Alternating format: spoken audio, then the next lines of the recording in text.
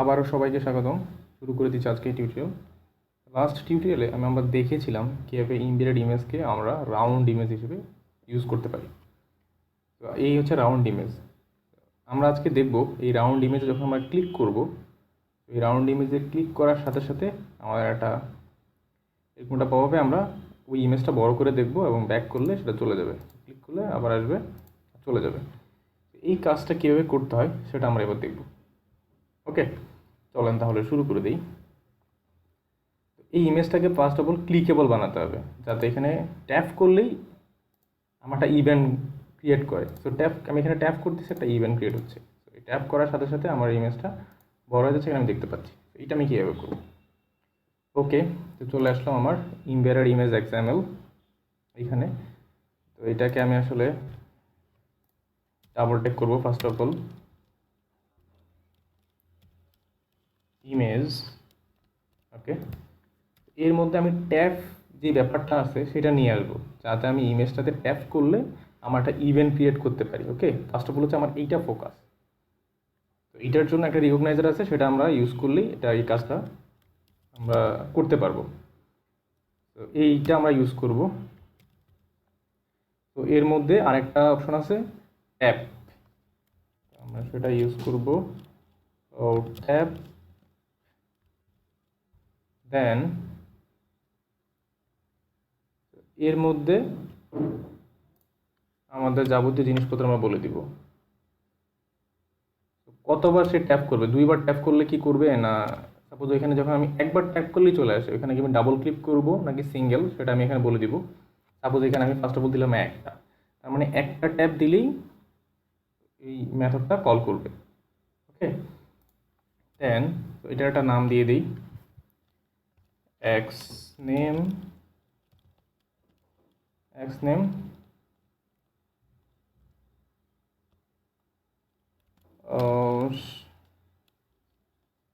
Display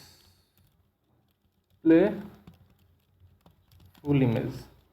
ওকে, এটার নাম দিলাম। দেন ট্যাপ, যখন আমি ট্যাপ করব তখন একটা ইভেন্ট ক্রিয়েট করবে। সো এই ইভেন্টটা আমি এখানে বলে দিচ্ছি। তো এই ইভেন্ট অলরেডি আমি এখানে ক্রিয়েট করলাম একটা ইভেন্ট। তো এখানে ইভেন্টটা তৈরি হলো। ওকে, এখানে var ইমেজ সোর্স, আমি ইমেজ সোর্সটা নিতে পারবো ইজিলি, তাই না? আচ্ছা, তো ইমেজ সোর্সটা আমি যদি এই ইমেজ ট্যাগ থেকে নিতে চাই তখন একটা আইডি দিতে হবে। ওকে, একটা নেম দিতে হবে। আমি এখানে নেম দিচ্ছি, নেম ইমেজ ইউজার। তো এইখানে আমি বললাম ইমেজ ইউজার ডট সোর্স। আমি এই সোর্স থেকে ওর ইমবেডেড যেই, আমি এই সোর্স থেকে আসলে একটা ইমেজ সোর্স পাবো। তো এই ইমেজ সোর্সে যেটা দেওয়া আছে সেটা হচ্ছে ইমবেডেড একটা ইমেজ। ওকে, আমি এখানে ইমবেডেড একটা ইমেজ সোর্স পেয়ে যাবো। ওকে, আমাদের এখন চাহিদা একটা পেজ বানাবো, যেই পেজে আমি ওপেন করব এবং সাথে এই ইমেজটা দিয়ে দিব। তাহলে আমি কি করতে পারি, একটা পেজ ক্রিয়েট করব, content page, add new item, content page create করলাম। এটার নাম দিলাম জাস্ট যে কোনো নাম দিতে পারেন, ডিসপ্লে সিঙ্গেল ইমেজ,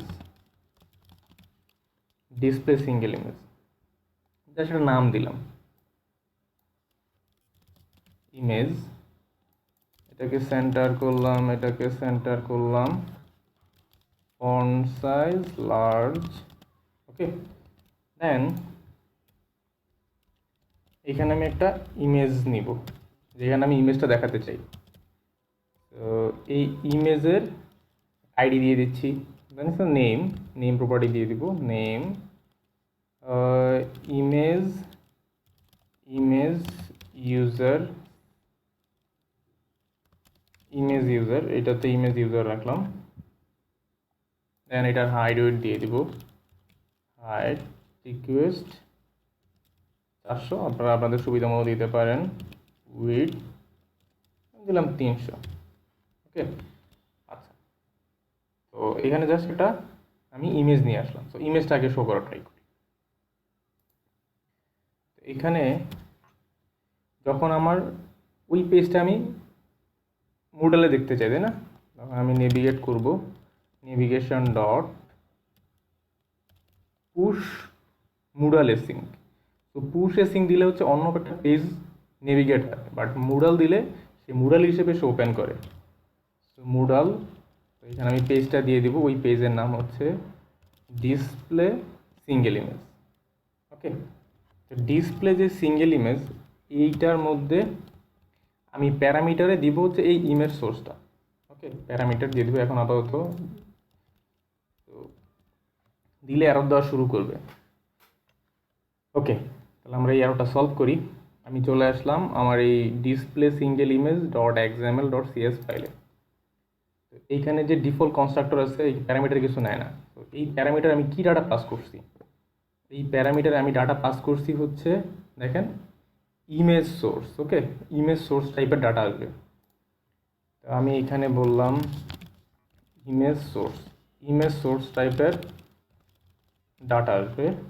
তো সেই ডাটাটা আসলো, সেই ডাটা আসার পর is IMG user dot source, এই সোর্সের মধ্যে আমি আমার এই ইমেজ সোর্সটাকে দিয়ে দিব।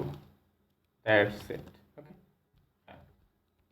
তাহলে ইমেজ সোর্সটা আমি দিয়ে দিলাম। এবার আমি রান দিব আমার অ্যাপ্লিকেশনটা। ওকে, আমার অ্যাপ্লিকেশন রান হয়ে গেল। এটা একটু বড় করে দিই, একটু ছোটো মনে হচ্ছে। এক্সএমএল এর সেটা চেঞ্জ করি, এটার সাইজ, এটা 100 ছিল, এটাকে আমি 200 করে দিই, 200। ওকে, 200 করে দিলাম।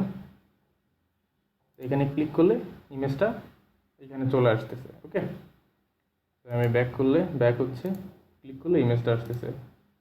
তো ব্যাক হচ্ছে। এখন আমাদের চাহিদা কি, এই ইমেজটা টোটাল স্ক্রিন জুড়েই থাকুক।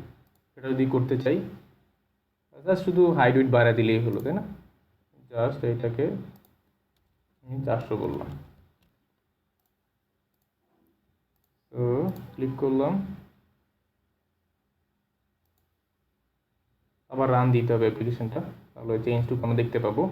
আচ্ছা, আমরা আবার পরে রান দিব। আমরা একটা বাটন নিয়ে আসি। তাহলে এখানে আমি একটা বাটন দেখতে চাই, যেই বাটনটাতে আমি ব্যাক করতে পারবো। তো এখানে জাস্ট একটা বাটন নিয়ে আসি, button text back, colour background colour sky blue and with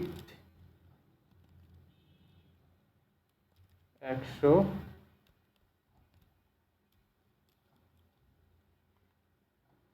দেন তো বাটন দেখতে পাচ্ছি। ওকে,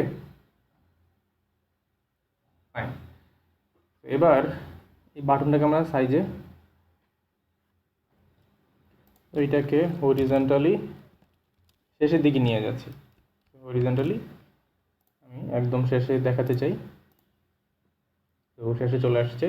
বাট এই ইমেজটাকে যদি সম্পূর্ণ দূরে দেখাতে চাই, তখন কি করব, এটাকে একটা অ্যাসপেক্ট ফিল করে দিব, ফিল। তো ফিল হয়ে গেছে। ওকে, চারোদিক দিয়ে যদি কোনো আমি পেডিং দিতে চাই, তাহলে একটু পেডিং দিয়ে দিচ্ছি, পেডিং 10। সো ক্লিক করলাম, সো পেডিং চলে আসছে ব্যাক। এখন ফাইনালি আমাদের এই ব্যাক বাটনে ক্লিক করলে যাতে আমি এক পেজ ব্যাকে যাইতে পারি। সো আমাদের এখানে ব্যাক বাটনে ক্লিক করলে যেটা হয়, সো আমি এখানেও সেটাই চাই। ওকে, তাহলে এটার জন্য কি করব, বাটন, তো বাটনের মধ্যে এটাকে একটা নাম দেই, নেম বাটন ব্যাক।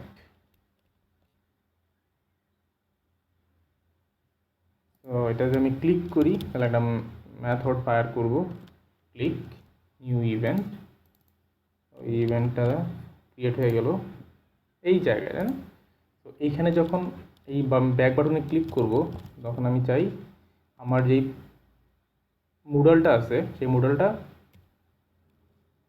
পপ করে দিব। আমি জাস্ট পপ মুডাল এসিং, তো যে মুডালটা আছে সেটা আমি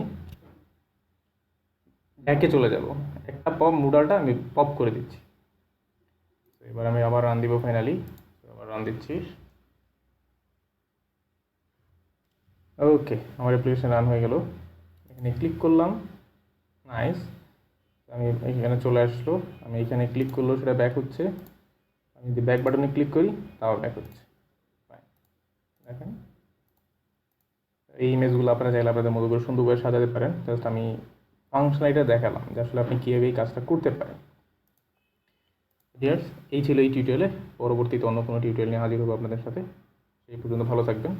আর যারা এখনও পর্যন্ত আমার চ্যানেলকে সাবস্ক্রাইব করেন নাই, আমি বলবো, রিকোয়েস্ট করবো সাবস্ক্রাইব করবেন এবং শেয়ার করবেন। যারা ইন্টারেস্টেড আছে তাদের হয়তো উপকৃত হবে।